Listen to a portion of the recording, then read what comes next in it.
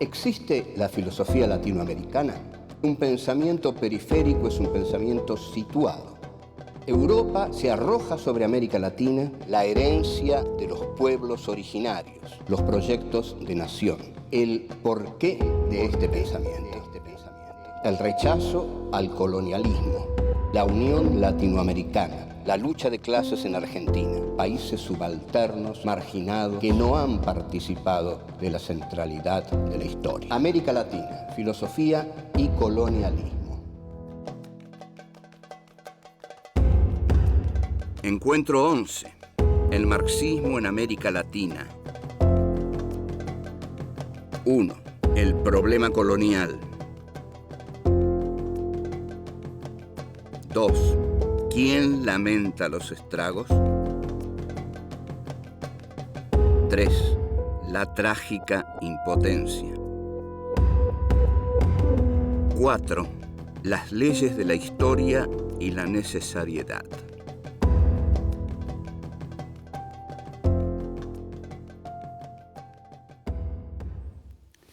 Este es nuestro encuentro número 11 y este encuentro número 11 de Filosofía Aquí y Ahora 4 y en el que vamos a tratar el marxismo en América Latina, para lo cual vamos a hacer un análisis del pensamiento de Marx acerca del problema colonial.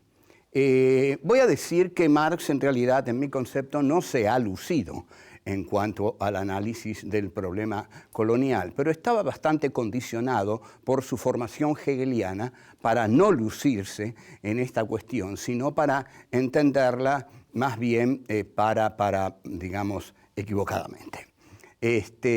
Hay en Hegel una concepción dialéctica de la historia que afirma que la historia tiene un devenir necesario, universal, inmanente, dialéctico, es decir, que la historia marcha necesariamente en una dirección. A esto se le llama teleología. Telos quiere decir fin y estudio de los fines es lo teleológico. Lo teleológico es el camino necesario que la dialéctica tiene que recorrer para que la historia se cumpla. La historia, cuando toma Marx esta dialéctica, Marx va a insistir mucho en que la historia crea a los propios sepultureros de aquellos movimientos históricos que la han encarnado en determinado momento. Esto en Hegel estaba. Hegel había afirmado que había determinados momentos históricos que devenían lo que Hegel llamaba positivos, es decir, positivos en el sentido de no tener ya un posible desarrollo. La dialéctica, justamente, funciona a través de la negatividad. La dialéctica siempre niega para pasar a un nuevo momento. Entonces, en Marx, cuando Marx toma esta idea de la dialéctica hegeliana, la toma del siguiente modo, basándose en la Revolución Francesa. El feudalismo fue negado por la burguesía. Fue necesario, para que la historia continuara, que la burguesía, en tanto la clase más revolucionaria de la historia humana, para Marx, lo dice en El Capital y lo dice en el Manifiesto Comunista de 1848, la burguesía es la clase más revolucionaria que ha actuado en la historia. Pero la burguesía, al derrotar al feudalismo, crea a su propio sepulturero, que es el proletariado industrial. Entonces este es el movimiento dialéctico necesario, interno de la historia. La historia tiene necesariamente este movimiento, dice Marx. Así como la burguesía enterró al feudalismo, va a ser el proletariado industrial, que es el fruto del desarrollo de la burguesía, el que entierre a la burguesía por el movimiento dialéctico de la historia, que va de negación en negación. O sea, la burguesía niega al feudalismo y el proletariado niega a la burguesía. ¿Y en quién deposita Marx esta exquisita tarea de derrotar a la burguesía y llevar a la humanidad hacia una sociedad igualitaria y sin clases? En el proletariado. Así que el proletariado tiene que universalizarse. Esto es esta es la trampa de Marx. El proletariado tiene que universalizarse. Ahora, ustedes observen que si el proletariado tiene que universalizarse, primero tiene que universalizarse la burguesía. Es decir, toda expansión de la burguesía va a ser bien vista por Marx. No le va a preocupar, porque en tanto la burguesía se expanda, de ella, de sus entrañas, va a salir su sepulturero, que es el proletariado industrial. Así, Engels, en 1848, habla de la conquista de México por Estados Unidos. Es un texto que a nosotros hoy nos sorprende, pero tenemos que comprender que para Engels la historia debía surgir de la planetarización de la burguesía. Entonces, Engels dice, es extraordinario, es positivo que Estados Unidos conquiste a los perezosos mexicanos, porque Estados Unidos va a llevar a México modernas relaciones de producción capitalista. Y de estas modernas relaciones de producción capitalista van a surgir los proletarios modernos que van a derrotar a la burguesía y van a instaurar la dictadura del proletariado que va a conducir a la sociedad sin clases. Esta es la dialéctica tal como la veía Marx. Pero en esta dialéctica de Marx, la burguesía juega un papel fundamental. Sin burguesía no hay proletariado revolucionario. Entonces, Marx tiene que apoyar todas las conquistas de la burguesía, porque necesita a la burguesía para que surja de ella el proletariado redentor que Marx necesita. En consecuencia, Marx es un impulsor de la burguesía en India, en China, en México, menos en Irlanda, pero Irlanda, ojo, lo vamos a ver, Irlanda es una colonia blanca y ahí Marx ve bien el problema. Bueno, volvemos y ya vemos esto.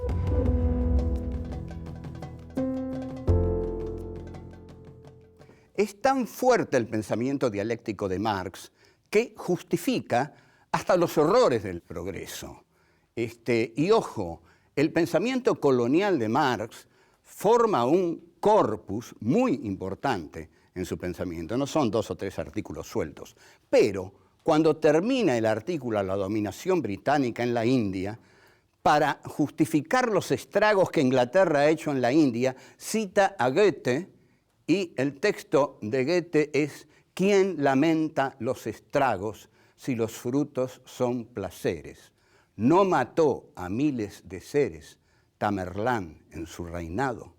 O sea, hay aquí una justificación de la barbarie en tanto progreso. Si la barbarie implica un progreso, justificada está. O sea, a pesar de todos sus crímenes, Inglaterra es un instrumento del progreso. Un instrumento inconsciente, porque la burguesía cree que está triunfando, según Marx, la burguesía cree que está triunfando y dominando el mundo, pero en realidad, para Marx, la burguesía está creando la obra maestra que la va a destruir y que es el proletariado. Esto no pasó así, digamos, esto, bueno, lo sabemos, pero no vamos a dejar de reconocer que hay otros textos de Marx sobre el colonialismo que implican un reconocimiento mayor. Por ejemplo, para ser libre en su casa, John Bull necesita esclavizar a los pueblos que están fuera de las fronteras de su estado. Analicemos esta frase. Para ser libre en su casa, John Bull, o sea, Inglaterra, necesita esclavizar a todos los otros pueblos que están fuera de su casa. Esto es el colonialismo, esto es el imperialismo. Y esto recuerda una gran frase de Jean-Paul Sartre en el prólogo a Fanon, donde dice, Europa se ha hecho a sí misma fabricando esclavos y monstruos. Ahora, en el pensamiento de Marx también, quienes intentan defenderlo con toda buena fe, porque hay muchos que tienen, por supuesto, una relación pasional con Marx. Yo la tuve en algún momento, lo que pasa es que ya no tengo relación pasional con ningún filósofo. Pero tratan de defender a Marx diciendo, bueno, pero está la cuestión irlandesa, Marx entendió bien la cuestión irlandesa. Sí, Marx entendió bien la cuestión irlandesa, pero tengamos en cuenta que Irlanda era una colonia blanca. Y Marx entonces dice, La liberación de Inglaterra depende de la liberación de Irlanda, porque se da cuenta que Inglaterra, al explotar a Irlanda, compra a su proletariado interno, ¿no? Pero no ve que la explotación colonial ocurre lo mismo. Es por la explotación colonial que Inglaterra puede comprar a su proletariado interno. Ahora, en la cuestión irlandesa sí lo ve. Esto, es decir, y esto no lo aplicó al resto del mundo, esto lo aplicó a la cuestión irlandesa. En todos los otros esquemas de Marx, e incluso en el texto terrible que escribe sobre Bolívar, Marx aplica el esquema dialéctico. La burguesía tiene que planetarizarse para que surja el proletariado. Entonces, ahí sí la revolución es posible. Al final de su vida hay una carta de la populista rusa Vera Zasulich, que conmueve un poco a Marx, porque Vera Zasulich le dice, nosotros aquí en la comuna rural rusa ya tenemos el socialismo, ¿qué tenemos que hacer? Esperar 50 años de horror de la burguesía para entonces realizar la revolución. Y Marx se siente algo confundido y bueno, y le dice, no hay que tomar el capital como una teoría necesaria del desarrollo de la historia. No hay una fatalidad histórica, dice Marx. Pero en realidad la carta a Vera Zasulich es una carta, mientras que todos los textos de Marx son un corpus, e incluso en el Capital Marx cita estos textos avalándolos en su obra mayor, en su obra más trascendente. En suma, hay cosas que Marx no vio. La expansión colonial resultó retrógrada, resultó infamante para todos los países en los que penetró. No implicó progreso, implicó un atraso catastrófico. Entonces, por otro lado, lo que esencialmente no vio fue que la teoría de la dictadura del proletariado a través del Estado iba a generar dictaduras sanguinarias como, por ejemplo, las de Stalin. Y bueno, y terminó eso por no ver, y afortunadamente él que no lo vio, desdichados nosotros que lo vimos, que después de la Guerra Fría la que se impone es la burguesía neoliberal, que es absolutamente despiadada. Pero la burguesía neoliberal, y con esto cierro, no ha triunfado, porque un movimiento triunfa cuando soluciona los problemas que le había planteado su opositor. Y el neoliberalismo no ha solucionado ni el problema de la desigualdad, ni el problema del hambre, ni el problema de la explotación. Al contrario, los ha agravado enormemente. O sea, Marx todavía tiene vigencia. Chao.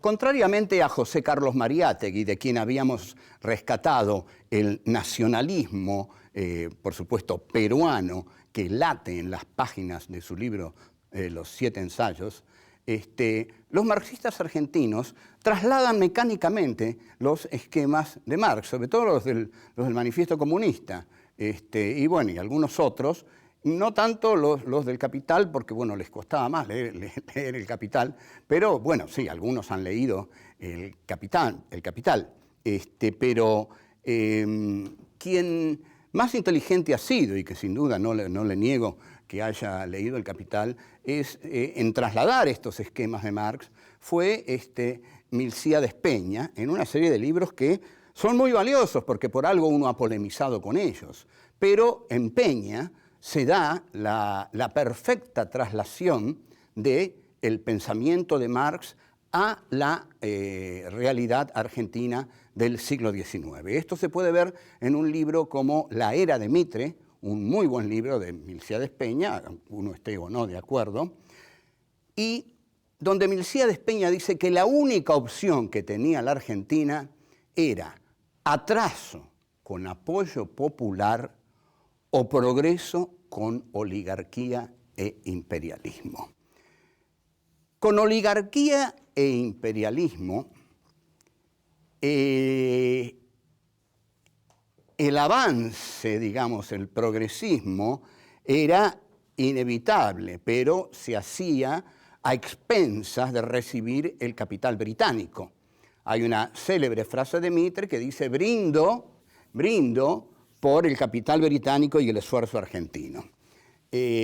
Ahora, hay un movimiento popular en todo el interior argentino, que es el movimiento federal, que en determinado momento llega a tener un gran poder en las figuras de Felipe Varela, Justo José de Urquiza y el Paraguay, que Milcíades Peña valora enormemente el Paraguay porque dice que es el único intento autónomo de desarrollo que hubo en América Latina. Este movimiento de resistencia del interior mediterráneo, Urquiza y el Paraguay, fracasa por varias causas. Urquiza, ante todo, traiciona en la batalla de Pavón, y los caudillos federales son barridos a sangre y fuego luego de esa batalla de Pavón, en una guerra de policía que Mitre declara a las provincias, y la oligarquía argentina se entrega así a la vida fácil de entregarle el trigo y las vacas al capital británico. O sea que esta oligarquía no le entrega al país ningún futuro, porque ya lo hemos dicho otras veces y lo vamos a decir ahora: un país tiene futuro cuando crea un mercado interno y una industria para ese mercado interno. Ahora, preguntemos, ¿qué podía hacer Ángel Vicente Peñalosa? ¿Qué podía hacer Felipe Varela? ¿Qué podía hacer Juan Facundo Quiroga? Bueno, podían hacer muchas cosas. El interior, pocos países de América Latina tuvieron una riqueza en el interior. El interior, está muy bien dicho el interior, porque este país miró siempre para afuera, porque la gente de las provincias no quiere que le digan el interior. Y el interior es mirar para adentro. Entonces, lo que hace la oligarquía de Buenos Aires es arrasar con toda la política que le oponían los caudillos federales. Y fue un movimiento tremendamente sanguinario, con 2.000 gauchos asesinados, al frente de asesinos como Ambrosio Sandes, Irrazábal, etcétera, etcétera. Y bueno, esto fue así. Milcíades Peña lo que postula es que la derrota de las montoneras federales era inevitable, y lo postula porque está siguiendo los esquemas de Marx. Lo que ocurre es que el error de Milcíades Peña es el de creer que la burguesía de Buenos Aires era la burguesía en la que Marx pensaba. Pero Marx pensaba en otro tipo de burguesía, en una burguesía dinámica, creadora, industrial, que iba a generar proletarios. La burguesía argentina no generó nada, vivió de la abundancia fácil. Entonces, Milcíades Peña va a decir: hay una trágica impotencia de las montoneras. Aunque Felipe Varela se hubiera instalado en el fuerte de Buenos Aires, no hubiera podido hacer otra cosa más que la que hizo Mitre. Su derrota a manos de la oligarquía era inevitable. No hay nada inevitable en la historia, pero digamos que Milcíades, aferrado a la necesariedad dialéctica de Marx, cree, aunque lo odia a Mitre y lo detesta, pero sin embargo cree y lo justifica, y dice que Mitre es la necesariedad histórica porque implica la relación de la burguesía argentina con el Imperio Británico. Entonces, este factor capitalista para Peña va a ser progresivo, mucho más progresivo de lo que pudieran imponer las montoneras del interior. Tampoco piensa en una posible conciliación entre el interior y Buenos Aires que hubiera dado otro país.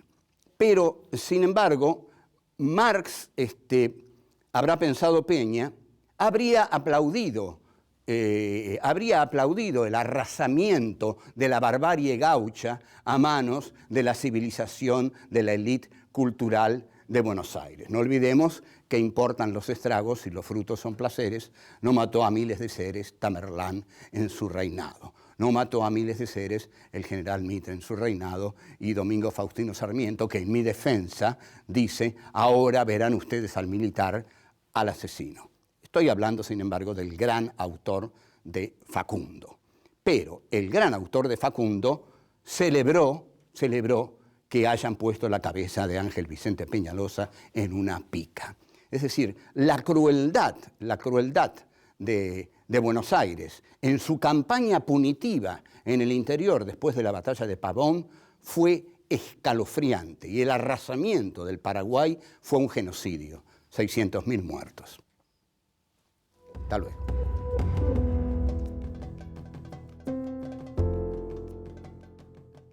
Nosotros estamos hablando de Argentina, pero ojo, todo esto es para América Latina. Todo esto ocurrió en América Latina. Las oligarquías nativas eliminaron a todos los elementos de mestizaje y a todos los pueblos originarios para establecer sus relaciones productivas con el Imperio Británico, y así ocurrió. Así ocurrió la desunión completa de América Latina, porque fue un gran triunfo de la diplomacia británica y las oligarquías nativas. Entonces, aquí, en una novela que escribí, que publiqué en 1990, La astucia de la razón, hago un encuentro ficcional entre Karl Marx y Felipe Varela. ¿Cómo es la cosa? Una hora antes de la batalla de Pozo de Vargas, Marx aparece en el campamento de Varela. Bueno, y Varela le dice: don Marx, qué alegría, qué honor tenerlo por aquí. Pero bueno, no crea, dice Marx, porque vengo a decirle que por favor no presente batalla, porque el triunfo de la civilización que representan los Taboada por estar unidos a Buenos Aires es inevitable. Usted, en la batalla que va a dar, don Varela, va a ser derrotado. Y Varela le dice: ¿y por qué voy a ser derrotado? Porque hay leyes de la historia, le dice Marx. Hay leyes de la historia, y las leyes de la historia dicen que ese ejército que usted tiene enfrente, al representar a Buenos Aires, representa el progreso, porque Buenos Aires representa el progreso en este país. Y si nos matan a nosotros, a los gauchos, dice Varela, ¿quiénes van a venir a reemplazarnos, a pelear contra Mitre, por ejemplo? No, dice Marx. Cuando a ustedes los derroten, la burguesía de Buenos Aires va a instaurar su poder por todo Buenos Aires, y ahí van a surgir los proletarios revolucionarios que van a liquidar a esa burguesía. Ajá, dice Varela, usted va a ver que a sus proletarios revolucionarios le van a decir lo mismo, le van a decir: no peleen, es inútil, no peleen. Bueno, y se dan un abrazo, es muy emotivo el encuentro, y Marx se va, y Varela le dice: ¿cómo, no se queda a ver la batalla? No, dice Marx, ya sé el resultado. Bueno, esto lo que muestra es que había en Marx una concepción determinista en este aspecto. La dialéctica lo traicionó, porque la dialéctica le hizo ver el necesario triunfo histórico de la burguesía. La dialéctica le hizo ver que la burguesía tenía que triunfar en todas partes para que surgiera el proletariado revolucionario que iba a liberar a los hombres en todo el mundo. Para Marx, entonces, Felipe Varela representaba un orden arcaico, un orden precapitalista, mientras que Mitre, al estar aliado a la Europa capitalista, representaba el rostro más progresivo en la República Argentina. De modo que Marx, igual que Milcíades Peña, aunque con dolor, aunque diciendo qué pena cómo mataron a todos los caudillos, cómo fue arrasado el interior, y Peña se conduele más por la situación del Paraguay, pero en el mismo esquema de Marx, ¿no? Cuando dice, bueno, qué pena todo lo que ha hecho Inglaterra en la India, pero igual, qué pena, pero no hay más remedio, porque la historia tiene que avanzar así. Así avanza la dialéctica. Así avanza la dialéctica. Hay una necesariedad. Cuidado entonces con las necesariedades en la historia. Walter Benjamin, en sus tesis sobre filosofía de la historia, texto excepcional, hermético pero excepcional, dice: nada perjudicó más a la clase obrera alemana que pensar que nadaba a favor de la corriente. No se nada nunca a favor de la corriente. Al contrario, la corriente hay que hacerla. Eso es lo que hay que hacer. La corriente. No hay corriente, no hay corriente. La corriente tiene que ser construida militantemente por los pueblos de América Latina. Y quizás estamos viendo algo de eso. Ojalá estemos viendo algo de eso. Pero no hay corriente en la historia, nada está determinado, nada está escrito. Lo único que es real es que los pueblos son los que escriben su propia historia y también los enemigos de los pueblos escriben su historia y por eso muchas veces masacran a los pueblos. O sea que la lucha por la libertad de los pueblos es la lucha contra los opresores de los pueblos. Esa lucha no está garantizada, no implica un triunfo ya necesario, sino que siempre tiene que hacerse. Y ahí, mejor que los mártires, son los luchadores. Mejor que los muertos son los vivos. Y son necesarios, entonces, los que quieran vivir para cambiar el mundo. Antes que esa idea de yo quiero dar la vida para cambiar el mundo, guarda. Mejor digamos, yo quiero vivir para cambiar el mundo. Es una óptica nueva, pero creo que mucho más positiva porque exalta el valor de la vida y niega la glorificación de la muerte que tanto daño hizo al menos en este país. Chao.